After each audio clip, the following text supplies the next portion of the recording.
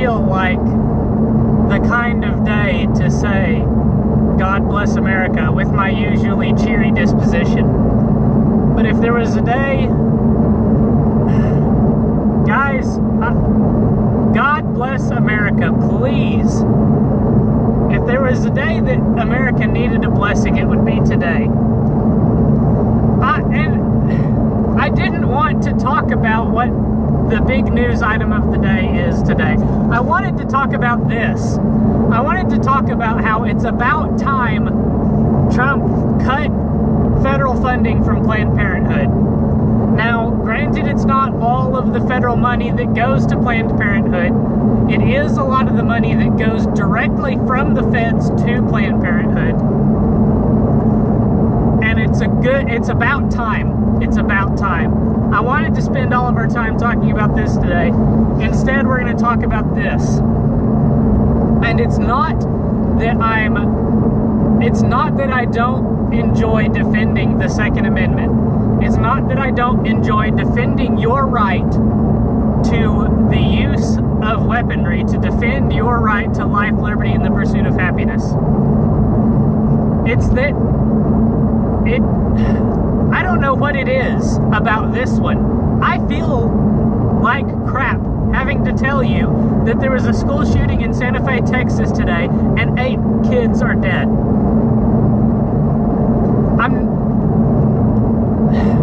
I'm not trying to play this up. I'm not trying to play up my emotional reaction to this, but I don't feel happy recording this video. Did I leave my notebook at my office? I think I did. Oh, I can do without. I don't feel good recording this video. Usually I feel happy talking about a subject matter. Today I don't. Today I don't feel happy talking about this. Last I heard, there was a subject in custody. An ex-student, I think it was an ex-student, maybe it was just a 18-year-old student. I don't know why it's an ex-student. That hasn't been made known to me. The name hasn't been released as of the last time I heard information about this. The weapon used in the shooting, I haven't heard. I did hear that the school resource officer was in critical condition. That tells me that he was doing his job. He was running towards the danger, and I commend that school resource officer. There was a shooting that was averted recently that I didn't get to talk about. The school resource officer stopped that shooting. That is at least the silver lining behind this cloud, knowing that there are school resource officers that are courageous men that are willing to put their lives on the line to protect their students. But I don't want to be the guy that just complains about school shootings today. I want to try and talk about solutions. What can we do to mitigate these tragedies? The president made a statement shortly after this news came around. I don't have direct quotes for you, but I can tell you what I heard he said. I heard that he said that the government is going to do everything that they can to stop these acts from occurring, to stop people that shouldn't have guns from getting them.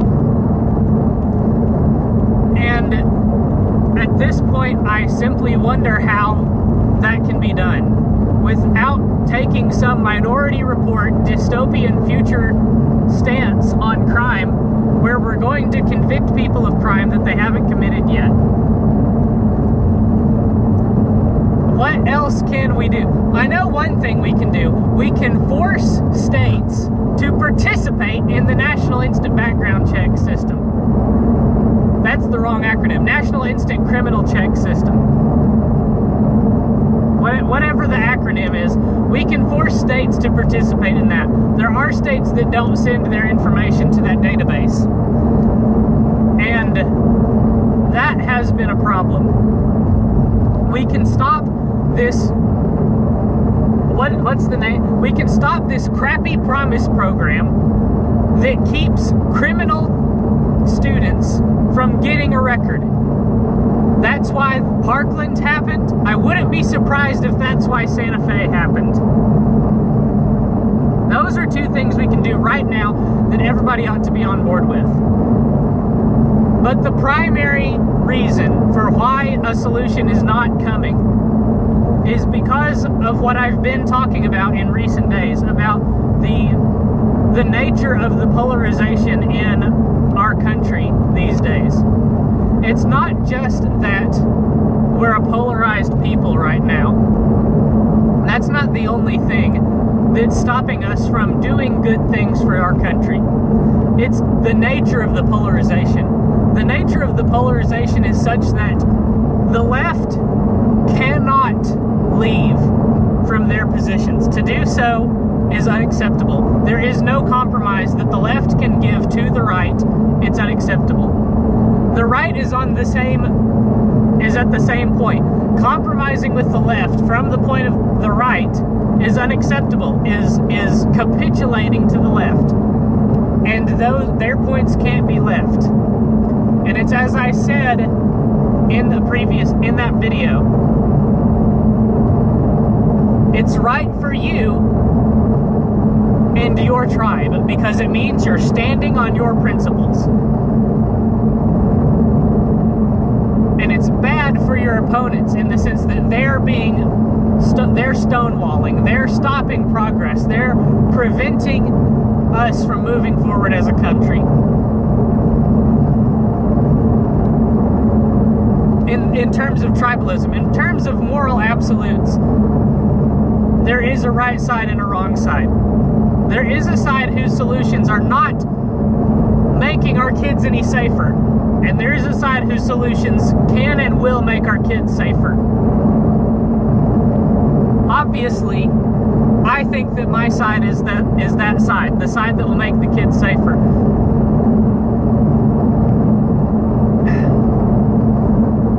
I'm trying to follow through with the outline that I set up for this in my head. Being that I left my notebook at the office, that's being a little difficult. Barriers. I wanted to talk about barriers to the proposed solutions from both sides of the aisle for this video. One solution is confiscation. Let's just confiscate all the guns that are in the world, that are in the United States. Unfortunately for confiscation, there are 300 million guns in this country. And there are about 300 million people in this country. We nearly have one gun per person in the United States of America. That's only the guns that we know about. That's not even counting the number of transactions between private individuals that don't have to go through some kind of check.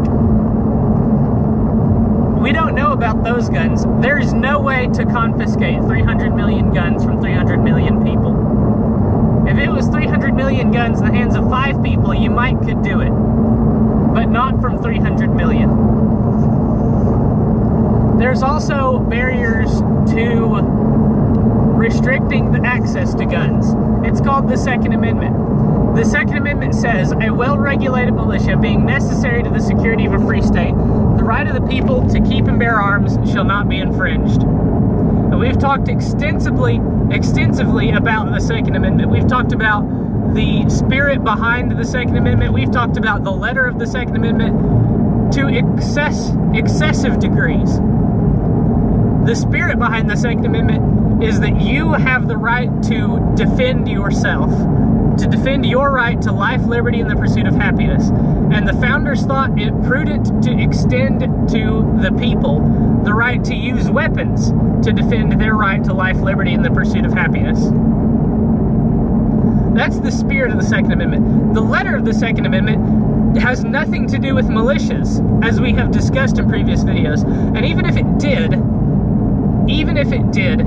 the entire United States of America, it can be a militia, as we have discussed in a recent video, and as was demonstrated in the Revolution, where regular volunteers, I guess it would be irregulars, would be the military term for it, but citizen volunteers comprised the first army of the United States of America, and did a lot of the fighting in the Revolution. Anybody can be a member of a militia. There's also barriers to enhancing school security, both with arming school staff and other security measures like fencing, like metal detectors, like restricting the number of access points to a school. And I didn't even segregate which solutions we were talking about. But when places like the Atlantic write pieces called "When School Feels Like Prison," they are attacking enhancing security for the schools.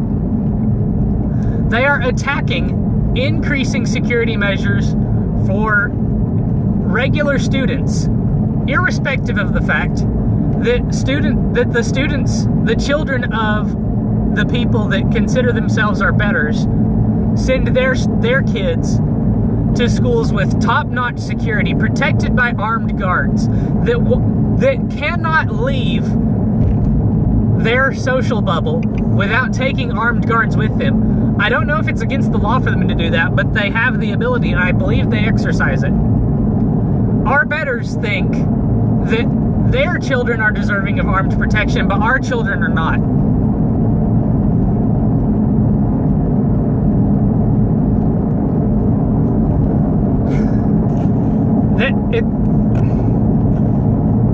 There are just barriers that exist to implementing solutions that are going to work.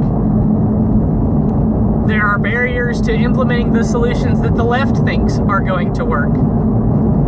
Some of those barriers are ground in the philosophy of liberty.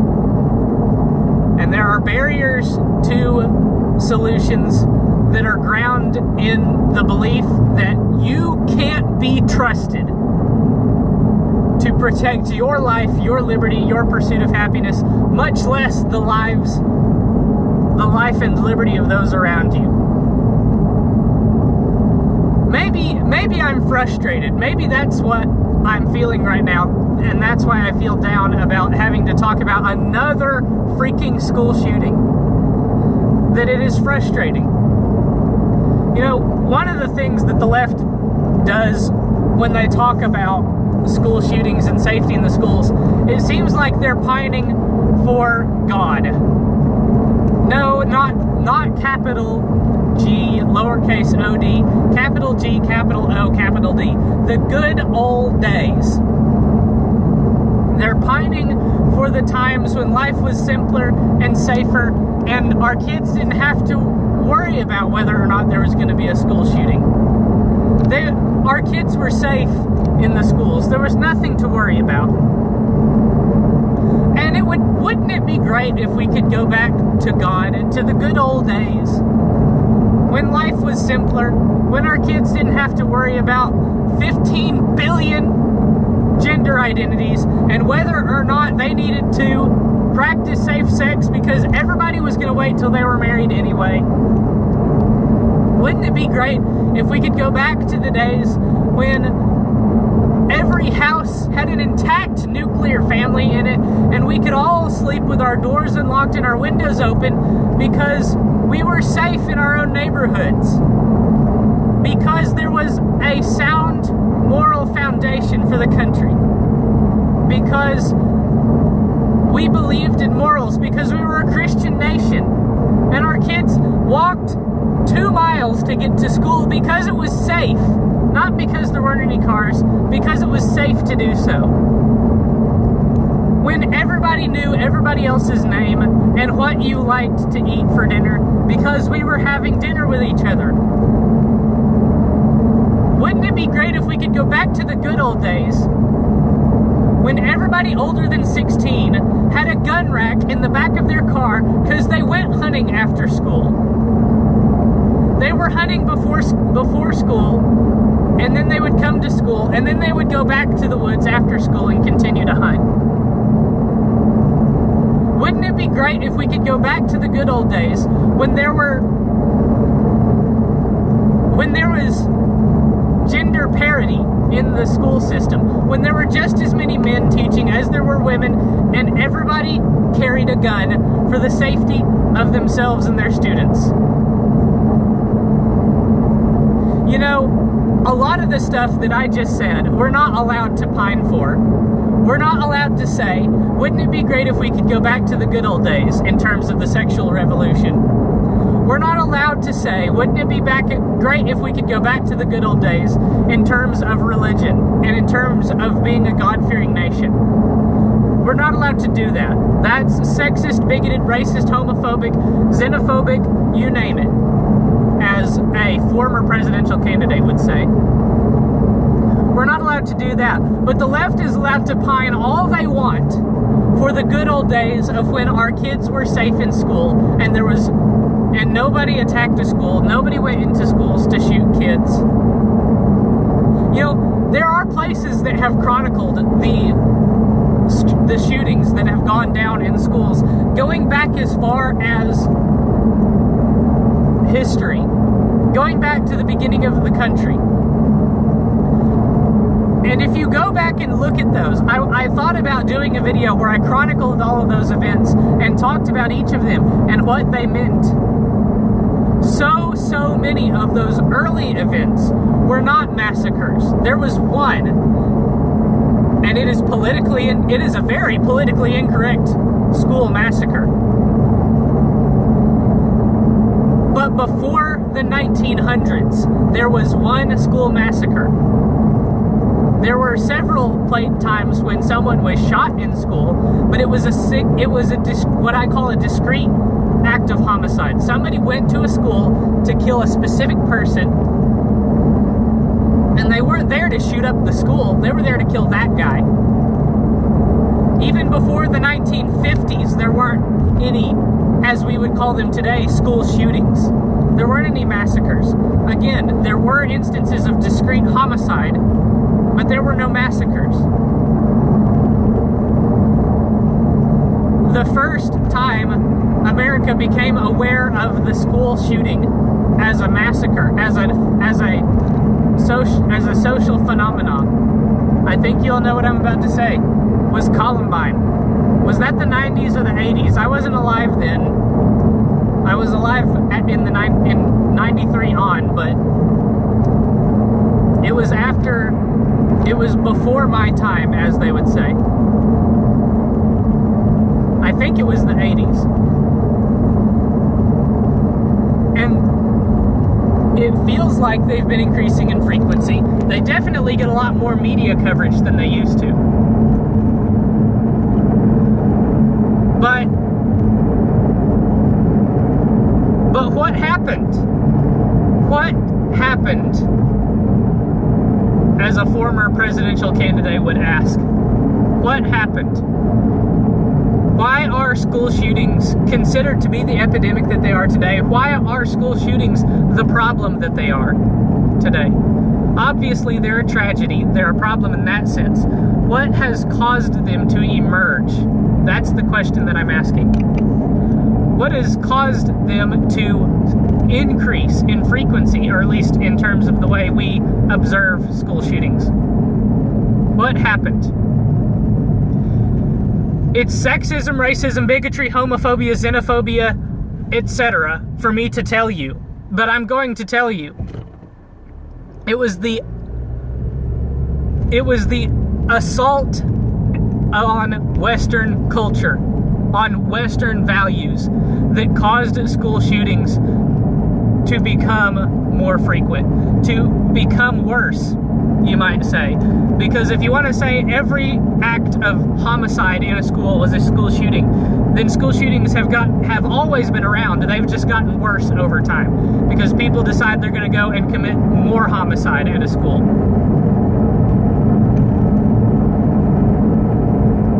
It's the destruction of the Western culture. It's the obliteration of the idea that you can be proud of Western culture. It's the destruction of the nuclear family, which is the building block of society. The left cannot campaign on destruction of the family. When it comes to talking about families, the left loves families. In terms of rhetoric, in terms of campaign, in terms of policy, the left destroys the family. I mean, This is bigotry by our current Discord standards to say. But homosexuality destroys the family. If everyone were a homosexual, there would be no more families. Homosexuality destroys the family. Sexual immorality destroys the family.